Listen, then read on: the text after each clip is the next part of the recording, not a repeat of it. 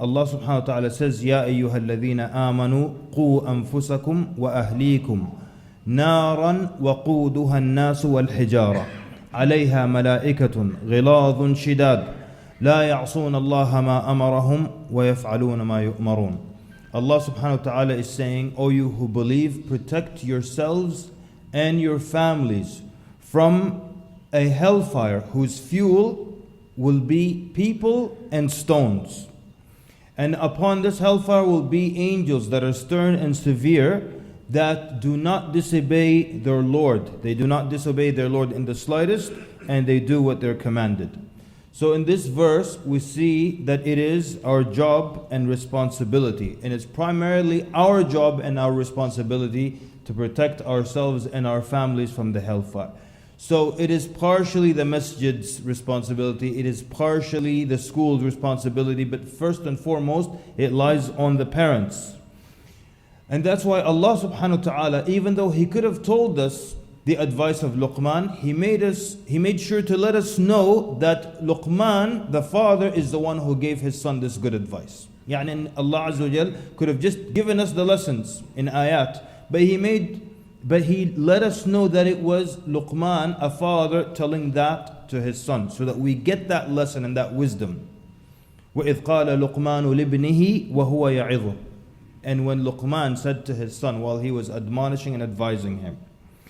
So we see the importance of the father in particular also giving advice. Because typically children spend more time with their mothers. And so they receive a lot of advice from their mothers. But the advice from the fathers has a different perspective and a different angle, and is therefore much needed. Now we think that advice and raising children is the mother's job. So if the child does something wrong, we immediately blame the mother. She didn't raise him right. Or as they say in Arabic, TARBIYAH niswan. And your mother raised you, she's the one who nurtured you. It's hands off for the father. And most discussions with children, and when you look at how tarbiyah has become, did you finish your schoolwork? Did you eat? Finish your food? Finish your plate? It's cold outside, put on a jacket, put on a sweater. And that's what tarbiyah has become. And that's why when it's become giving and providing. Tarbiyah is now giving and providing. You're taking care of your children, that means you're giving them what they need, you're providing what they need. And notice this, when a child does something wrong or gets in trouble in school or does something breaking the law, whatever it is, look at the language that the parents will use. They will mention the giving and the providing.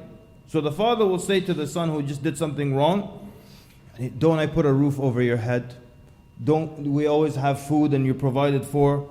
Any of the clothes you want, we get. The toys you want, the tablets, the phones. He starts immediately mentioning that I did tarbiyah, I provided for you. But that's not it. One time, this is in the East Coast, I was teaching in a weekend school. And after class, one of the parents was talking to me. And then his son came in and said, give me $20, we're going to go watch a movie. So they start having this little debate, and he's giving this complaint about how he's always asking for money and everything. Then he pulls out the $20, he gives it to him. And the whole time I am waiting for the father to ask him, what movie are you going to watch? He never asked him. Until the boy left, he never asked him. It was all about the 20, it was all about the providing, but he never once said, what is this movie you're going to go watch? So many people are not aware. More, alhamdulillah, are becoming aware now that you need to know what's in the children's programs. Some parents, they go to Common Sense Media, which is a website, a Christian-based website that mentions for every movie, children or adults, every kind of bad word, and it rates it. The positive messages, the violence, the bad words, everything. Some parents are very aware. They go check that before their children watch any children's program, because of all the direct and indirect messages that are hidden in children's programming. So some parents are very aware that they need to be on top of everything. While even with the issue, and our community is divided on smartphones. Should you give your phone your child their own phone or not? And it's almost a 50-50 split in our community. But at least if you're going to give your child a phone, you have to give him a talk on preparing to how to handle this device. Because as we know, it can be something very useful or it can be something very damaging. I met a man in Ramadan, this is in the East Coast, and it was the night before Eid. Yani it was the last night of Ramadan, and tomorrow is Eid. And he tells me, I have only fasted one day this whole month because of his addiction to haram images. And they don't have any device at home, he watches it on his phone. Since he was 14, he had this addiction. So, the idea that you can just give your child a device like this that will give him access to the whole world without an instruction or instructions or an instruction booklet is just unfathomable. That you wouldn't. And the idea that someone's life and his deen is being destroyed because of his phone, but to consider the solution of getting rid of the phone was like kufr. And how can you be in the year 2020 whatever and not have a phone? It was just beyond. But you think anyone who's being doomed because of this device would take it and destroy it to 1,000,000 pieces.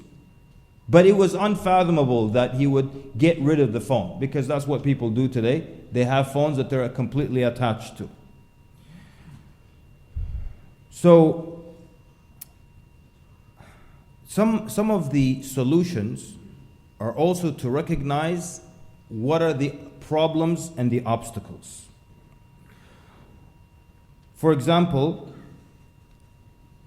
sometimes we don't have a realistic or like an accurate finger on the pulse, as they say.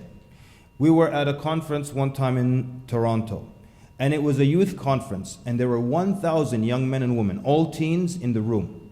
And every time we went back to the speaker's room, everyone was so amazed and proud of the fact that 1,000 of our youth are sitting here learning their deen. Instead of being out and doing this and engaging in haram, they're here learning their religion. And you're only seeing one small cross section, and so you think this is what our youth look like. And with us was a prison chaplain, and an imam in the prisons in the area around Toronto. And he said, you're so pleased with these 1,000 youth that are sitting here in this Islamic conference. He said, just the number of Somali young men in the prisons around Toronto, not in the prisons in Ontario, not in all the prisons in Canada, just in the prisons around the city of Toronto. Just the Somalis, 3,000. That's just the men, not counting women, not counting Arab origin, not counting Desi origin, just the Somalis, 3 times the amount that's in the room. So sometimes people just look at or imams also do this, and they see the best of the best. The imam spends his time in the masjid, he sees the best of the community, he sees the children who memorize the Quran, because he stays within that circle. If he stepped a little bit outside of it, he will see things that he won't believe. So sometimes it's just having an unrealistic look and not really having your finger on the pulse. We have another problem, is that sometimes people come to the masjid for the emergency, to fix. And this woman brought me her son who is doing drugs, stealing cars. Again, this is in the East Coast, it's not in our community. And he was not raised with any of the values of Islam for 16 years. And now that he's getting in trouble with the law, she expects me to be able to magically fix him in 1 hour. It doesn't work like that.